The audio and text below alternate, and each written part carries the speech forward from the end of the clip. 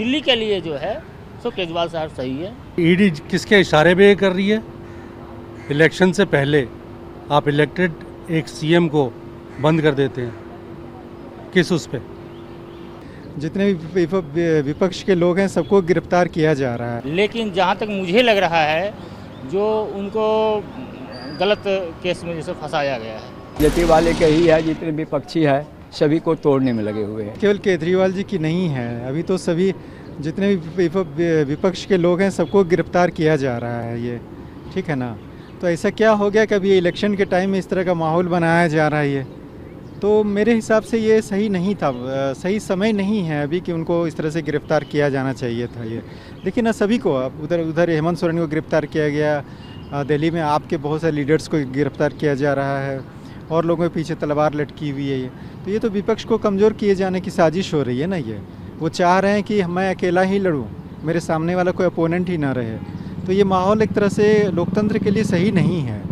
केजरीवाल जैसा मुख्यमंत्री मुझे तो लगता नहीं है कि कोई उनकी तरह काम करता होगा। बहुत अच्छे काम करते हैं वो, बहुत तरीके से दिल्ली को, मुझे लगता है दिल्ली से उल्टा पैसा लेते हैं, बल्कि जनता में उल्टा अपना पैसे को जितना भी उनके बचत होता है या कुछ भी होता है उल्टा उन पर दिल्ली की जनता पे खर्च करते हैं।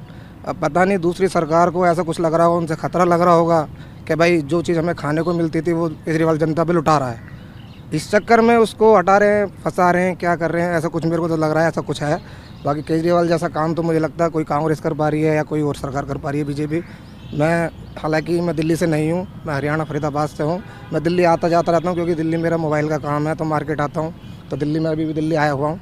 लेकिन केजरीवाल का काम मुझे बहुत अच्छा लगता है, बहुत अच्छी सरकार है, ना कोई जात पात का वैर, ना किसी से कोई ऐसी चीज़ कोई उसकी मेरे को बहुत बढ़िया लगती है। किसी से मतलब किसी एक चीज़ के लिए, कम्युनिटी के लिए किसी चीज़ के काम करना या किसी का कोई फ़र्क करना, ऐसी चीज़ उसके लिए नहीं, सब एक बराबर है। आम जनता हो या अमीर हो या गरीब हो, सबके लिए सेम तरीका रखता है वो अपना। और इसके चलते ही मुझे लग रहा है कुछ बीजेपी का कुछ ऐसा लग रहा है कि कुछ किया है कि उनको खतरा हो रहा होगा इस चीज़ से। विचार यही है कि जो देखिए उनका तो कोई सबूत नहीं मिला, कोई प्रूफ नहीं मिला है, मेरे ख्याल से कोई प्रूफ नहीं मिला है। और मेरे समझ से केजरीवाल ऐसा चीफ मिनिस्टर हम नहीं देख रहे हैं, जबकि जब से वो आए हैं बहुत कुछ किए हैं दिल्ली वासियों के लिए, स्टूडेंट के लिए भी, महिलाओं के लिए भी, जितने बस सेवा था सबको फ्री कर दिया महिलाओं के लिए। बहुत अच्छा काम कर रहे थे, अभी तो नहीं है, बस वैसे वो इस्तीफ़ा तो दिए ही नहीं, उसे कहना जब मैं इस्तीफ़ा नहीं दूंगा, समझे।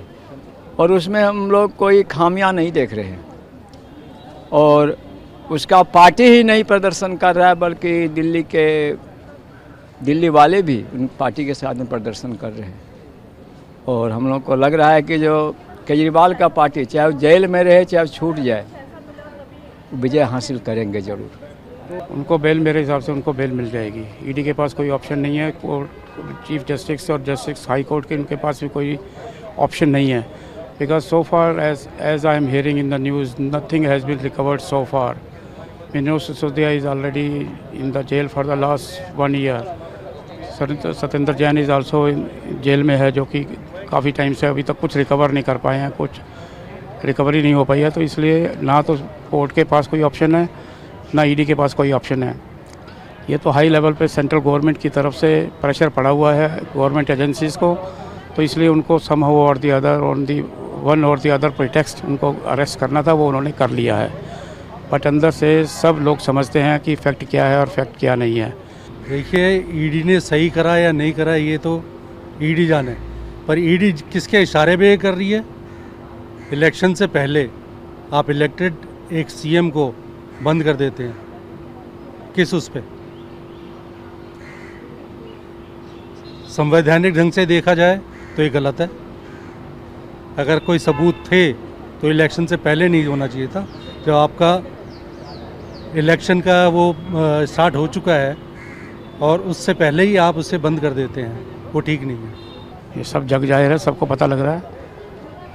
रेड्डी ने पैसा दिया तो उसको सरकारी गवाह बना लिया और उसी के बेसिस के ऊपर केजरीवाल को अंदर कर दिया, जो कि सरासर गलत है। सारी पब्लिक जानती है अंदर से क्या है, और पब्लिक आने वाला टाइम है, इलेक्शन का टाइम है, पब्लिक कहती कुछ है करती कुछ है। जब वोट देने का टाइम आता है तो तब सबक जिसको सिखाना होता है उसको सबक सिखाया जाता है, चाहे वो बीजेपी हो चाहे वो और कोई पार्टी हो। उनको क्या जांच में क्या उनको पाया गया ईडी को, ये तो हम लोग नहीं जानते हैं, लेकिन जहाँ तक मुझे लग रहा है जो उनको गलत केस में जैसे फंसाया गया है, गलत इल्ज़ाम फंसाया गया है।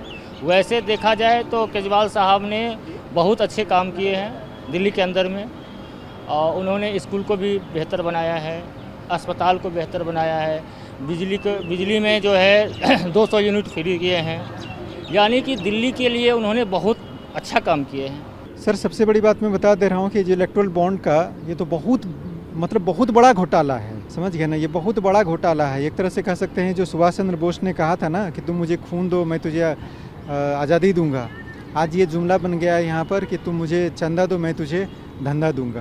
तो ये तो बहुत बड़ा, आप उसको स्टडी करेंगे ना कि ऐसे ऐसे कंपनियों ने वहाँ पर चंदा दिया हुआ है जिनका कि प्रॉफिट नहीं है, उनके अच्छे दफ्तर नहीं है, उनका प्रॉफिट शायद 2%, 5%, 10% नहीं है, उन्होंने मोटा मोटा चंदा दिया, कहाँ से दिया है। दूसरी बात कि आज उन्होंने चंदा दिया है, कुछ दिनों के बाद उनके पास जो है कि उनका ईडी का रेड होने वाला था, या ईडी का रेड होने के जस्ट बाद उन्होंने चंदा दिया। इस तरह की बहुत सारी बातें सामने आ रही है, ठीक है, इस पर खुल के कोई नहीं बोल रहा है। सबसे बड़ी बात क्या है कि जो सबसे बड़ा जो देश के जो मीडिया है उन्होंने इसको कभी उन्होंने उत्तरदायित्व तो नहीं लिया कि इसको प्रॉपर तरीके से जनता के सामने में लाए, वो तो लिपापोती करने के चक्कर में रहती है इसको। ये तो ये बहुत बड़ा घोटाला है ये सर, ये इलेक्ट्रल बॉन्ड का जो घोटाला हुआ है बीजेपी जो ने किया है।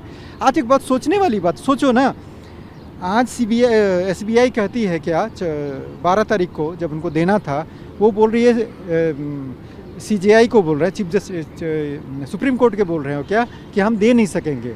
जब उनके गले में हाथ डाला तो 24 घंटे में कैसे निकल गया। जो काम वो बोला मैं 6 महीने बाद में करूँगा, यानी जून में करने वाला हूँ, तो अचानक कैसे हो गया। इसका मतलब है कि बहुत ताकत लगाया गया कि इसको रोका जा सके। तो बहुत बड़ी साजिश है ये, बहुत बड़ी साजिश है ये। देखिए ये लोग तो कोशिश में पूरा हैं जो उसका सरकार को गिराने की थी में है, लेकिन बीजेपी वाले के ही है, जितने विपक्षी है सभी को तोड़ने में लगे हुए हैं। ये सोचते हैं जो पूरा देश में मेरा ही राज चले। जब तक कि अपोज में एंटी पार्टी नहीं रहेंगे तब तो और मनमाना करेंगे ही। इसका कहना है जो कोई पार्टी नहीं रहेगा तो मेरा अपोज कौन करेगा, खुलायाम हम करेंगे, जो मर्जी सो करेंगे। पैदाइशी मेरी दिल्ली की है, जो पिछले 10 साल में यहाँ से सांसद जीत के आए उनमें से कितनों ने काम कराया, और पिछले 7 जो थे उनमें से 6 बैठा दिए उन्होंने, क्योंकि करा ही नहीं है कुछ। अगर वो करते तो CM को नहीं करने देते, तो कैसे चलेगा। CM काम नहीं कर रहे जी, हम काम कर रहे हैं, करना तो दिल्ली में ही है, लोगों को बेवकूफ़ बना रहे हैं। अगर केंद्र काम करना चाहती तो उनके सांसद थे, क्यों नहीं करा उन्होंने, क्यों उन 6 को बाहर निकाला गया। 2 दिन पहले ही गौतम गंभीर कहता है कि जी मैं तो छोड़ रहा हूँ, क्यों छोड़ रहा है, उसे मालूम था कि उसने काम नहीं करा। ऐसे और भी हैं जिन्होंने काम नहीं करा था, ऐसे ही हंसराज हंसता। उससे पहले भी जीत के आए इस दिल्ली में, पहले गौतम गंभीर से पहले प्रकाश गिरी थे, उन्होंने क्या काम कर लिया। उनसे पहले संदीप दीक्षित थे, उन्होंने काम करा। उससे पहले जो थे उन्होंने फिर नहीं काम करा। तो जो काम करेगा उसको जीत के आना चाहिए, चाहे किसी भी पार्टी का हो। काम करेगा तो जीतेगा। लोगों को बेवकूफ़ बनाना छोड़ दो, काम करो, लोगों के लिए काम करो। लोगों से पैसा ले रहे हो, ईडी के चक्कर में मत पड़ो। ईडी कल तुम्हारे पीछे पड़ जाएगी। अभी तुम सरकार में हो, कल सरकार में नहीं रहोगे तो कल ईडी तुम्हारे पीछे पड़ेगी। मैं एक बात बता रहा हूँ, मैं सिंपल बोलूँ, ठीक है आज विपक्ष के नेताओं को आप पकड़ रहे हैं, चलिए कोई बात नहीं है, लेकिन क्या ऐसा क्या हो गया कि जो सारे लोग ऐसे जो आपके साथ हैं या जो अचानक मिल जा रहे हैं साथ, वो वॉशिंग मशीन में धुल जा रहे हैं, उनके साथ आपने क्यों नहीं किया। आज अशोक चौहान आपके साथ मिल जा रहे हैं, बंगाल में जो नेता हैं वो मिल जा रहे हैं, हेमंत विश्व शर्मा मिल जा रहे हैं, तो अचानक आप उनको आप क्लीन चिट दे रहे हो, कैसे दे रहे हो। उनके साथ क्यों नहीं ईडी गई, उनके पास CBI क्यों नहीं गई है। आज जुमला बन रहा है कि अचानक किसी घर पे जा रहे हैं, ईडी छापा मार रही है, तो बोले अरे सर मैं तो 2 दिन पहले मैंने बीजेपी ज्वाइन कर लिया हुआ है, तो बोले अरे सॉरी। तो ये चीज़ें मजाक, ईडी CBI जो यहाँ की संस्था है उसका मजाक बन रहा है। आप समझ सकते हो कि कितना डिग्रेडेशन हुआ है चीज़ों का। तो ये तो एक संस्थाओं को कमज़ोर करने की आदत है और उनका जो है बहुत ही गलत उपयोग किया जा रहा है सरकार के द्वारा ये।